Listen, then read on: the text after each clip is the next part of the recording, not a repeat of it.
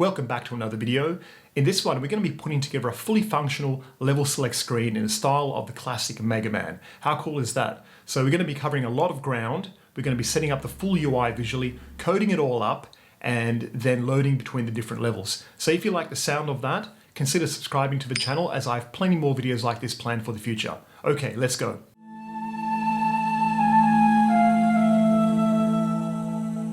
So before you can do any level switching, you'll need some levels to switch between. So I've created a few of these dummy levels that I'll be using. So this play controller is from a previous tutorial I made, 2D play controller. You can kind of find that. I might link that below if you want to follow on from there. But apart from that, I've set up a few of these dummy levels. There's nothing really to these levels, just a little section of level that I'll be using just for demo purposes. I imagine you guys have your own levels that you'll be using, and if you haven't, then you might just want to create some dummy scenes, maybe add like a background or something. Okay, so let's create a new scene for our level select screen. So we'll go to new scene, we'll save that off immediately, and go to your scenes folder, and call it level select screen. Okay, so one thing I'll get you to do before we continue, you want to make sure that whatever levels you're going to be loading have been added to your build manager. So how you do that is you go into the level that you're going to be loading and go to File, Build Settings, and here it has Scenes in Build. It won't load, you can't load to levels or scenes if they're not here. So there's a button here, Add Open Scenes. So click that, close that, and you'll have to actually go through all the different scenes and add it manually. And I'm surprised there's not a quick way for Unity to allow you to do this, but whatever. So you just want to make sure that before you start any of this, you've added the levels that you're going to be loading to the build manager. Otherwise, you just get an error. He'll just say this build is not in the package kind of thing. All right, so back to our level select screen. So in my graphics folder here, I have a Sprite sheet. You can see down here that I'm going to be using. I'll make this Sprite sheet available for you guys in the description of the video. Check for a link to my Google Drive. So how to process this. First of all, you want to set this to point because this is pixel art. If, however, you are using traditional art or vector art, then you might want to have this as bilinear. But in this particular tutorial case, I'm going to use point. And you'll also want to set the sprite mode from single to multiple. Hit apply, and then hit sprite editor. So within here, you want to hit slice up here and slice it. So this will create nice slices of all the different things. And the cool thing is, if you open this file in Photoshop later, you can draw over the top of these thumbnails, and you can draw your own levels, add level thumbs, and things like that. You can rename these sprites because it's easier sometimes to find what you're looking for later. But for now, I might just leave it as is. So we just hit apply on that. Close it off. And you can see now our level select sprite sheet has a drop down and all the different sprites are available here. Very cool. Okay, so we need to now create a UI canvas to work with all this stuff. So go to Game Object up here, down to UI, and Canvas. So this will create a this large canvas object here. And you can see this game object in its property inspector has all this new components added. So we just got to change a few of these very quickly. Under the canvas scaler, under the scale mode, we want to just change that to scale with screen. So this will allow us to have different resolutions and the UI will adapt to those different resolutions. And we'll need a base resolution. So I like to use 1920 by 1080. I know some people like to use like 4K and stuff, but for me, 1920 by 1080 is still kind of considered the default, and I like to use that. Good. Okay, so with our canvas selected, we want to create a sub-object. So you can right-click the canvas, or you can select it and go to Game Object, however you like. But basically, we're adding an empty child. So you can see it's added a object. So let's rename this object and we'll call it level select item. That makes sense, doesn't it? And within this item, it's going to be kind of like a holder, right? So we're going to, within this item, we want to add a few more things. So we'll right click and we'll go to UI image. So we'll add two images. And they're going to be for two different things. Add another one, image, and we'll call one backing, and we'll call the other one thumbnail, which might give you a hint as to what we're going to be doing here. So with the backing one selected, go over here to the source image, click the little knob here on the right, and we're going to find this backing image here.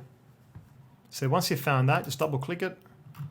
So what you want to do now that we've added an image, you want to hit this set native size button. That'll assign the image to its raw size from the sprite sheet. Because by default, when you import stuff into Unity, it'll kind of give it its own size, which is usually smaller than what it should be. So just hit that set native size. So we'll go up to the thumbnail now. And once again, we'll go to the sprite here. And here we can select any one of these level thumbnails. We might just do it in a linear way. So we'll say this one here. I'll double click that. Set native size. And you can see that it's not actually showing. So what's going on here? It's behind. So one thing to note that in the canvas hierarchy here, the order of objects is important. And counterintuitively, what's on top is what's on bottom. So you want to select the thumbnail and just drag it so it's below the backing. Okay? Makes sense, right? Some nice European Unity logic, but you know, that's how it is. So cool. So we have one of these now. We're going to be duplicating these into a grid. But before we do that, we want to create a script for this item. So with the level select item selected, hit add component, new script, and we'll say level select item script, hit enter, give it a moment, and boom, magic, it's created a script. So we want to just open this script by double clicking it. Hello, Visual Studio. We're going to start by adding a property. We'll make it a public property because we're going to be accessing it from another script. So say public string level ID, like that. We can delete this stuff here. We don't need that. We just need this. So we'll jump back to here. And so what we're going to do now, you want to have a prefabs folder. See over here, I've created a folder called prefabs because we want to turn this into a prefab so we can reuse it over and over. Prefabs are kind of like in template. So let's drag that into there. So you can see now that this game object has, the box has turned blue. This means it's now a prefab. Yeah, as mentioned, prefabs are like a template. It means you can have a series of them, and if one gets changed, the others can be updated to change. It's just a nice way to work. And if you guys want to learn more about prefabs, I created a quite extensive video, a guide to prefabs, you could say. And I highly recommend that for anyone who's looking to get into prefabs and understand this stuff. But for the meantime, just think of it like a template. Okay, so we now want to duplicate these and create a grid. So I'm just going to hit Control D to duplicate. And we're just going to create three rows of these. Now, there are some purists that will say, oh, you know, you can generate this dynamically. Yes, you can. Absolutely. But there's, in this particular case, there's some benefits to us having it visually. And it's nice to have the levels laid out. Then we can assign different level names, change the thumbs very easily visually without having to rely on some data scripts. So what I'm just going to do here, I'm going to rename these a little bit. We're going to be creating a two-dimensional array, and things can get very confusing if we don't have good naming conventions. So I'm just going to say row 1 underscore 1. Row 1 underscore 2. So the second item in row 1. Row 1 underscore 3. Okay, so then we're going to select 1, 2, 3, all three of them. Hit Control D, and we're going to make row 2. So we just, once again, rename this row 2 underscore 1. Sorry if this is a bit tedious, but I highly recommend doing it because you'll see later. we'll be very happy we did this. Okay, so we got row 2 covered, and let's now quickly make row 3. So Control D again, make a new row. Yep, and once again, we'll just quickly rename these.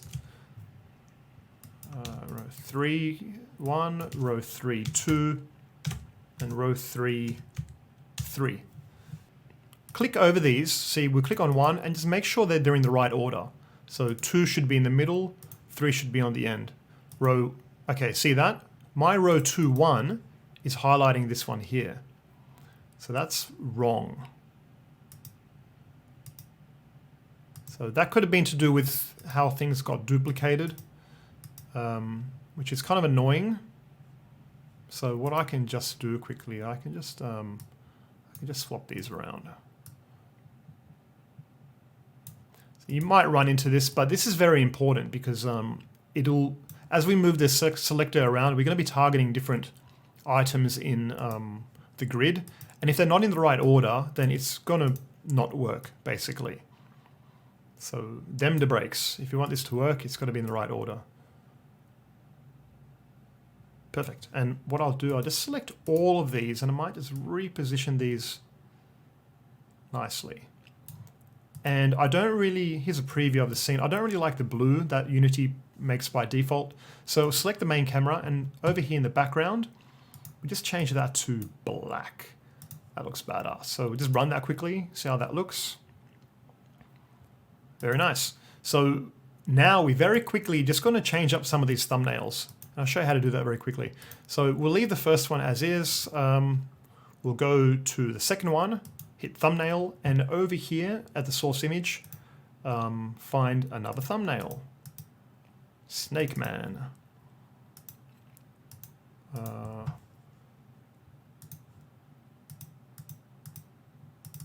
So I might just fast forward this process for you guys so you don't have to sit here bored out of your brain.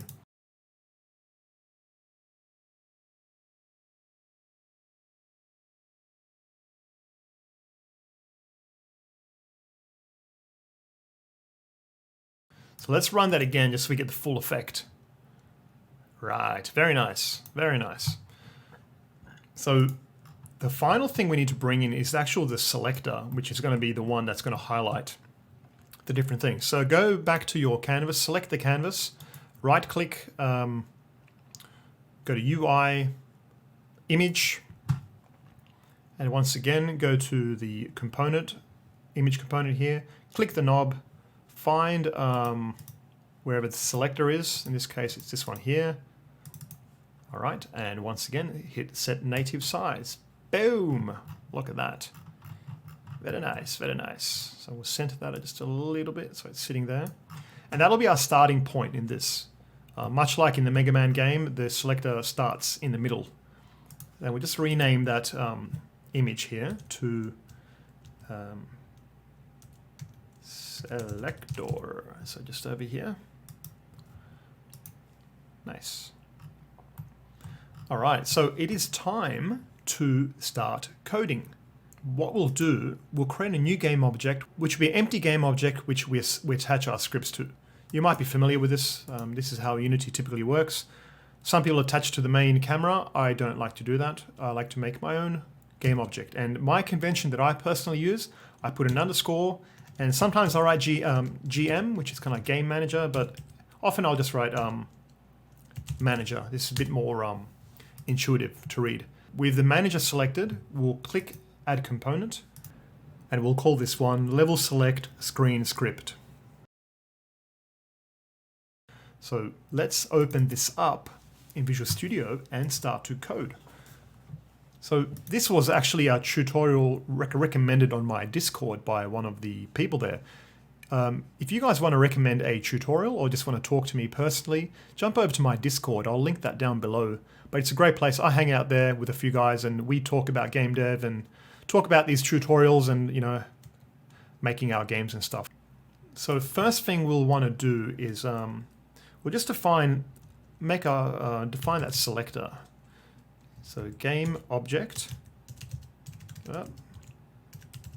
selector, and it will serialize this, which means it will get exposed in the property inspector, and we'll just assign that selector to this. Whoa, what have I written? Selector. Selector, that's better. All right. Don't you love these tutorials? They come with errors and bugs and all. I really take you through the full process. Hope you appreciate that. All right, so I'm going to be doing some kind of tricky stuff here. And if you don't understand it all, that's fine. Some of it may go over your head if you're a beginner. But essentially what we're going to be doing is creating a two-dimensional array. Two-dimensional array is an array which is full of other arrays. And the problem with Unity is that it doesn't allow us to serialize two-dimensional arrays.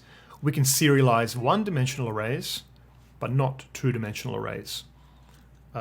So anyway, bear with me and just trying to follow through, and I'll try to talk as best as I can through some of these things.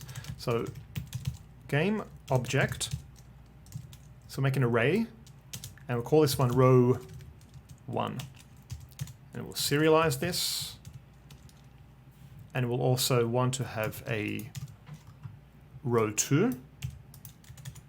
Let's make a break there, and also a row 3. So we're going to make these available in the inspector of this class, and we're going to drag those rows in just a moment. Right, so we'll make two constants. Const int cols equals 3, and const int rows equals 3. So what this is, constant means this values can't change. So this row is 3 by 3. We have 9 grid items. So we just got to make a reference to these so we can use it for generating the grid. Couple more things. We'll make a vector 2. I'll call this one position index. So this will be just to keep track of our position on the grid. And we'll create another game object called current slot. And this will be an actual reference to the current game object slot. All right, so here we're going to define the actual two-dimensional grid now. So we'll say, let's make it a public game object. So much like the other arrays, we'll define it as an array, but this time, check this out, we're going to put a comma in there. So this symbolizes that we want to make a two-dimensional array. So call this one grid, and we'll say equals new game object, and here we're going to pass in the columns 3 and the rows 3. So we are telling it to create an empty two-dimensional grid of 9 cells, 3 by 3, 3 columns of 3 rows, or 3 rows of 3 columns, 3 columns of 3 rows. So that may make sense to you. I'll just put a comment here. Declare 2D grid. So don't mistake 2D here for graphics 2D. This has nothing to do with graphics. This is the word dimension is being used very differently to kind of perspective of graphics. So this can be confusing, I suppose. But yeah, there's a lot of overlapping terminology in programming that gets used in different ways.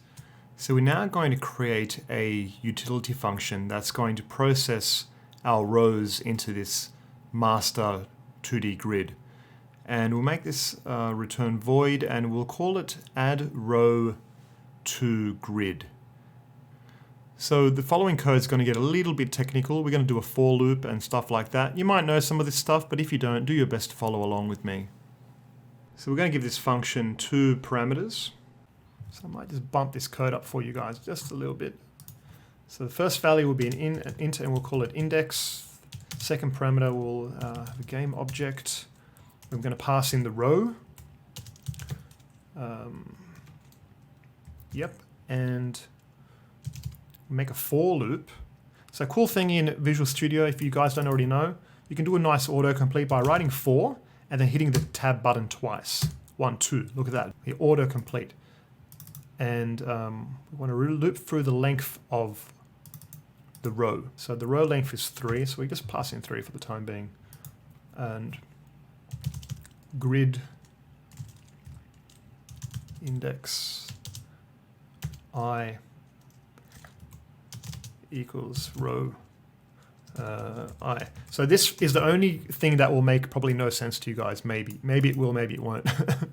All the rest of the stuff will be pretty straightforward, but we just had to get through this. So jump back into Unity, and now look at this. We've exposed the rows. 1, 2, 3. So we need to populate these rows, and this is why we gave the naming conventions we did, because it makes it a lot easier for us to know which arrays to put this in. So I'll show you another neat trick. So with the manager selected, we need to populate these rows, right? And you may know how to populate arrays. What you do is you first tell the array how big you want it to be. So if you look over here, you can pass in 3, and it'll create 3 empty holders. And then what you can do here, you can kind of drag these in manually one by one. That's one way to do it. But I'm going to show you another way now. See this little padlock up here? This can be toggled. It locks this inspector. So when I have it unlocked, when I jump around the scene, this the property inspector will update based on what I'm focusing on. But when I lock it, so click the manager, hit the lock button, and now check this out. No matter where I click in the scene, it's still showing me the property inspector for the manager. How freaking sweet is that? Okay, so what can we do with this now? So we want to populate rows 2 and 3. So check this out, what you can do. You can select rows 2, 1, 2, 2, and 2, 3. And with these selected, you can group drag all of these over. See row 2 here? If you hover over the row 2 name and drop it, boom, look at that. It has added the items into the array and defined the length of the array for us. That is really, really powerful. So 1, 2, 3, drag them over to row 3, boom. But locking the inspector does help, because it's very easy to click on something else during this process and then like, oh, where did the inspector go? So anyway, we can unlock it now. So at this point, it's kind of nice to just double check that everything is in the right order. We got 1, 1, 1, 2, 1, 3, 1, 2, 1, 2, 1, 2, 2, 2, 3. So you might note that the order in which you select things, I think, will determine the order in which they end up in the array. So you want to kind of select each one from the top down, basically. Okay, so now we have our rows populated. So we're going to be sticking these rows into a master grid array. So that's what we're doing in the code over here. We create this function here to process the rows into the bigger two-dimensional grid. So we're going to call this now, and we'll say add grid to row, and we need to say where in the master array, where in the grid do we want it. So 0, because arrays start at 0, and we'll say row 1. So we're sticking row 1 into the bigger two-dimensional array. We'll copy and paste that, we'll change that to 1, and do the same for row 2 and row 3.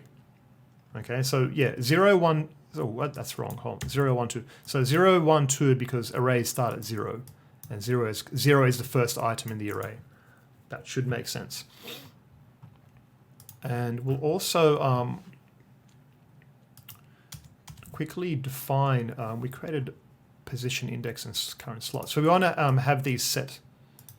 Position index equals new vector 2. And we'll say 1, 1. Current slot equals get rid of that. Grid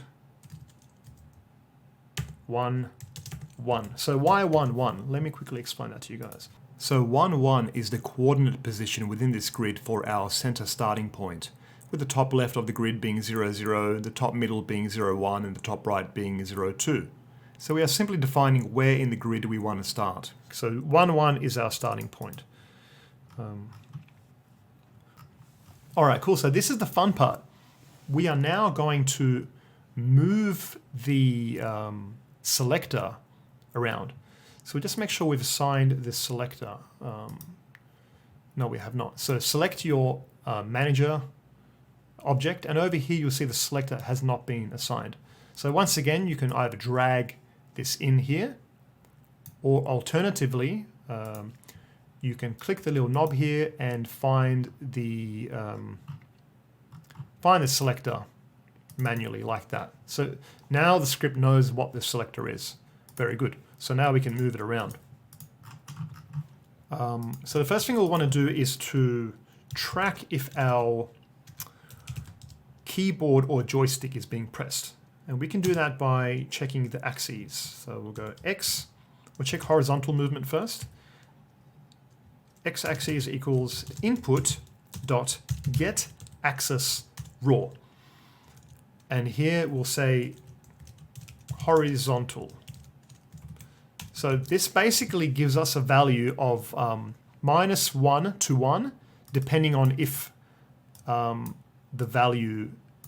if the joystick is being pressed, or the A or D key. So this tracks the keyboard, like WSAD, as well as the joystick with one check. So that's very useful.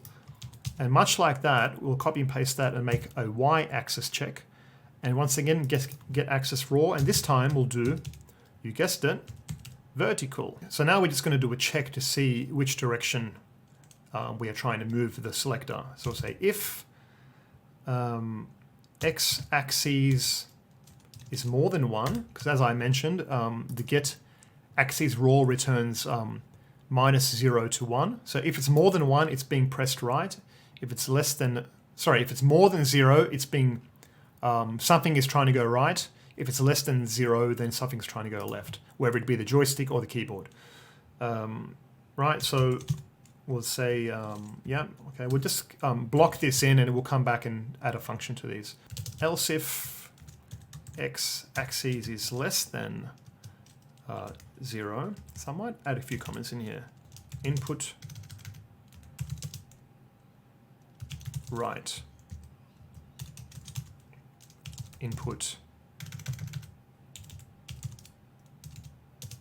left, and we'll do the same for the y. So I'll say else if axes. So this time we'll do the y-axis, right? Y-axis, come on, is more than 0.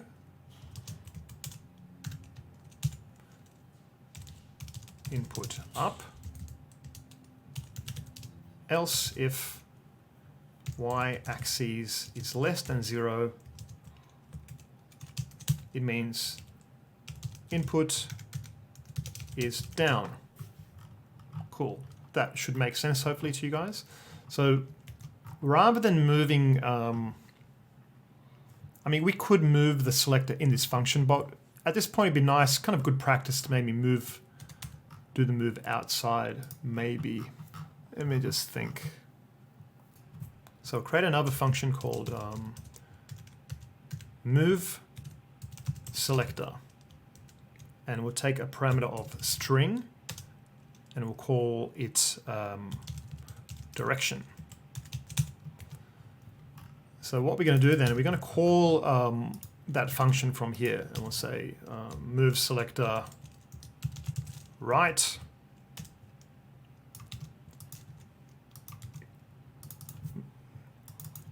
Move selector left. Move selector up. And move selector down.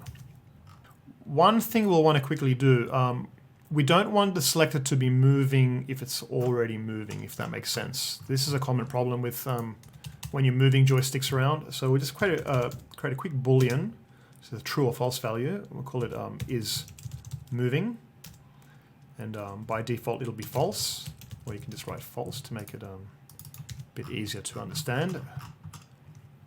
And in this move select, we'll say if is moving is false, which is the same as me writing equals false. So you can choose how you want to write that. Then is moving equals true. So the selector cannot move if it's already moving, put it that way. Okay, so say if direction equals right, then we'll update the position index we set earlier. So say position index.x plus equals 1. Okay, but we'll have to do a bit of validation here. And what I mean by that is arrays love to throw errors if you access indexes that are not in the array. Because as you know, this array is 3 by 3 based on the calls we set here. So we want to make sure that our movements within the grid stay within those parameters. Otherwise, it's going to throw an error. We need to write safety checks for that. So bear with me and just follow along and see how you go. But hopefully it'll make sense to you guys. So say if position index.x is less than cols -1, because as I mentioned before, arrays start at 0, then, so I'll just do it like this for you guys. So we'll check if the selector moves now, and if it does, then we'll continue this condition stack for the other directions. So we'll say here, we'll update the current slot first. We'll say current slot equals grid,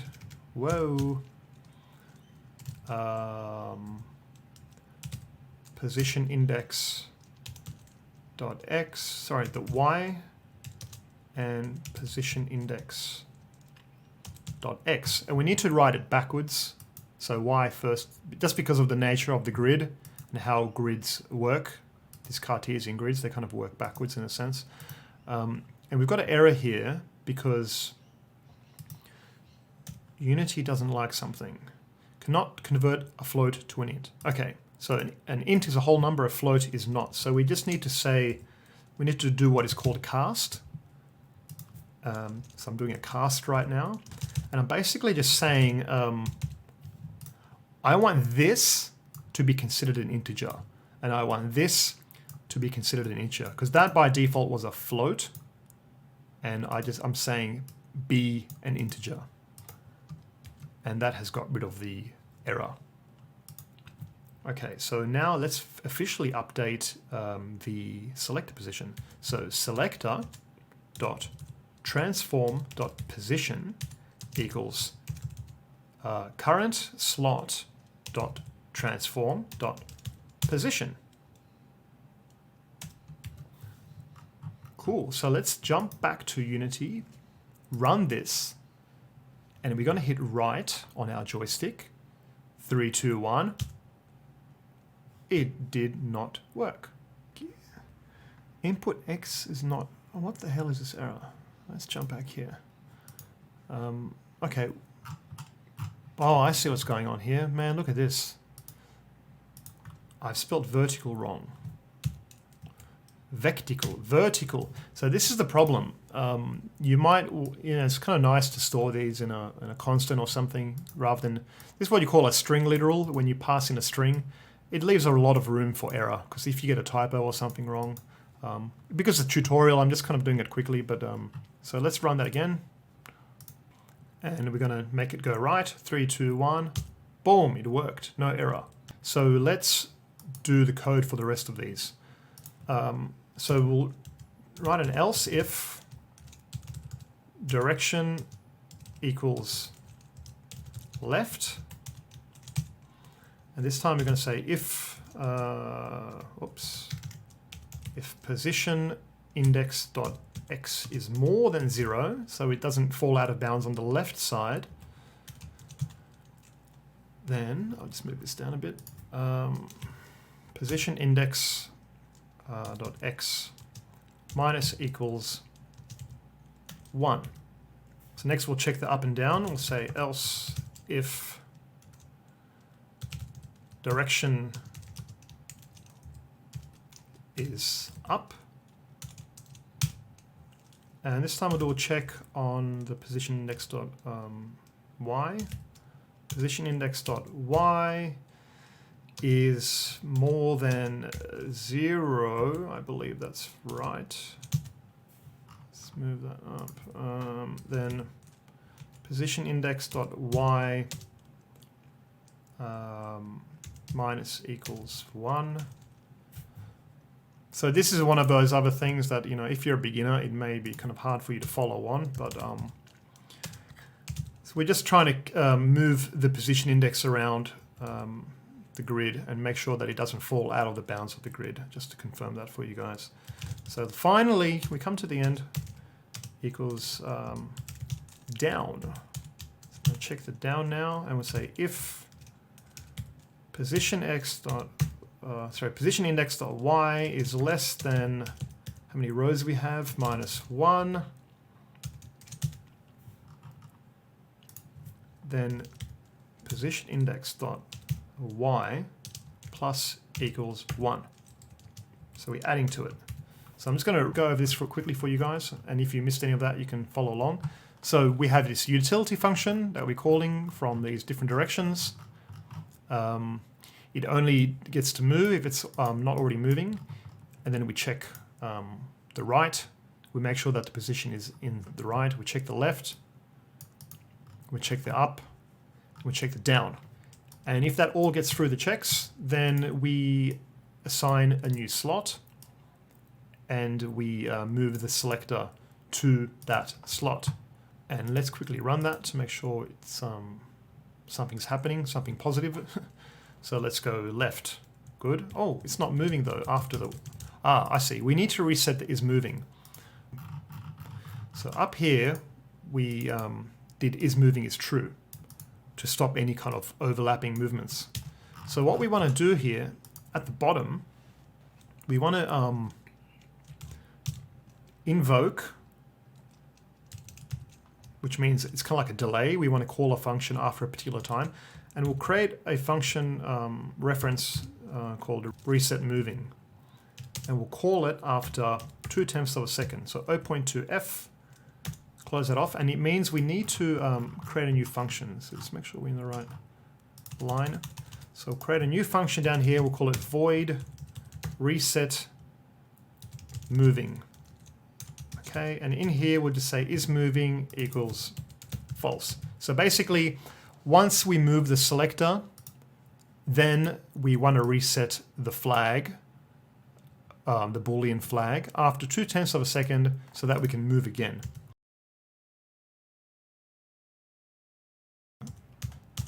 So look at that, perfect. Look at that, guys. How cool is that? That has worked very well.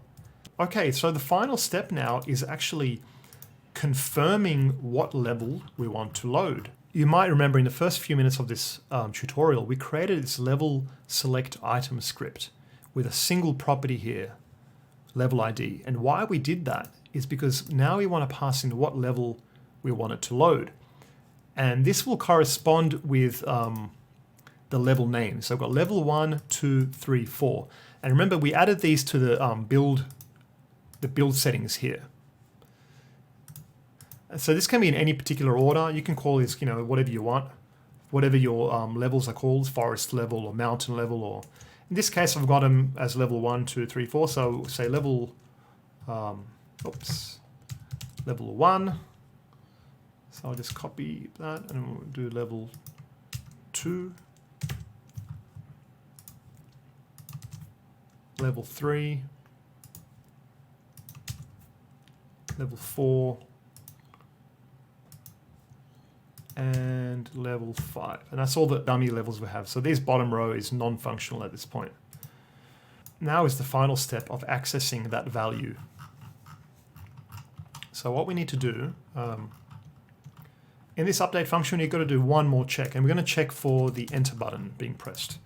So go if input dot get key down, key code dot return. So return is the equivalent to the enter key. Depending on what country you're in, your keyboard may say enter or return. And here you can add some other things like, you know, I can do an or input dot get key down, key code dot mouse 0, so the left mouse button. You know, so you got one condition in here. If we're pressing the enter key, or if we're pressing the mouse button, then let's load this level. Okay, so let's access this level name that we set on all those scripts. So we're going to create a local string and we'll say level ID, and we're going to say equals current slot dot, which is a game object. So we'll get component, and all those slots have the script. So we'll say level select item script. Close that off. Dot level ID, and there it is. Look at that. That's our level ID. So what we're doing, just to clarify to you guys, we are using code to access the component on these objects and then access the level ID here. Okay. So now we actually load the scene. Dun, dun, dun, dun, dun. So before I give you the final code, this entire project is going to be available to all my Patreon supporters. So if you become a Patreon supporter, you get access to the complete project with all the assets, all the code, everything intact. So it kind of violates the learning process, which a lot of you guys are here for. But if you want to just get straight to it, and you get access to all my other previous tutorials, project files, and everything else. So yeah, and it really helps support this channel. So anyway, let's continue. So Scene Manager. Scene Manager is a Unity class, and you can see it's being underlined in red because this file doesn't know what it is. And that is because we have to import it. And at the top of our file, you have these imports, okay? So it's not here. So what we need to do, if you hover over this in Visual Studio, you get this little drop down. If you hit that drop down, you can tell it to import the Scene Manager. Boom. It's turned blue. Nice. If you go up here, there it is. Look at that. It's been imported into our scene. So now we can use it. Where did it go? Where did it go? Here we go. Okay. So Scene Manager dot load scene, open bracket, and here we pass in the level ID that we've found here.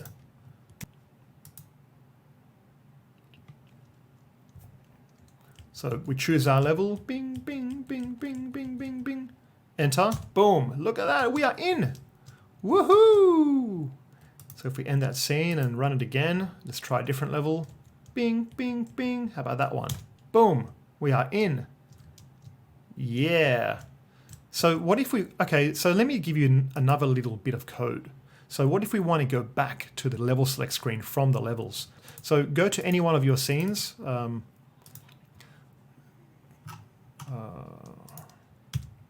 Okay, so what we're going to do, right click, create an empty game object. Once again, call this one manager, select it, add a script, new script, and we'll call this one game manager.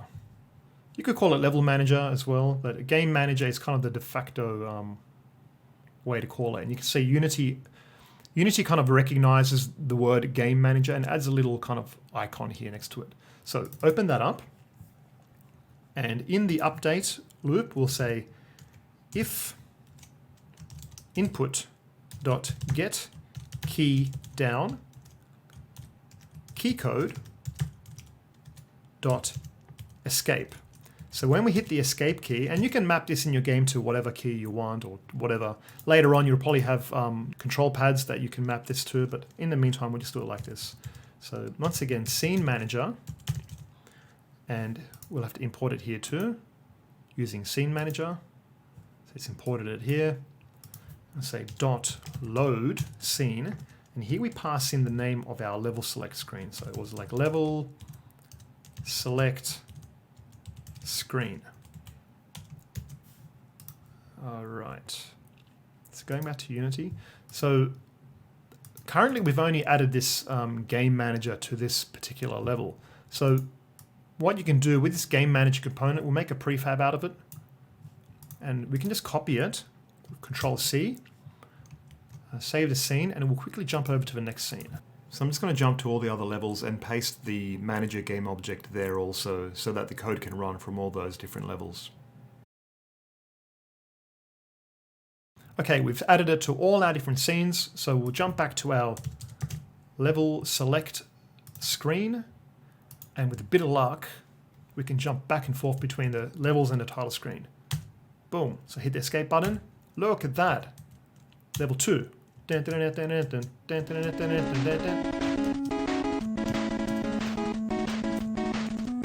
level. Top man.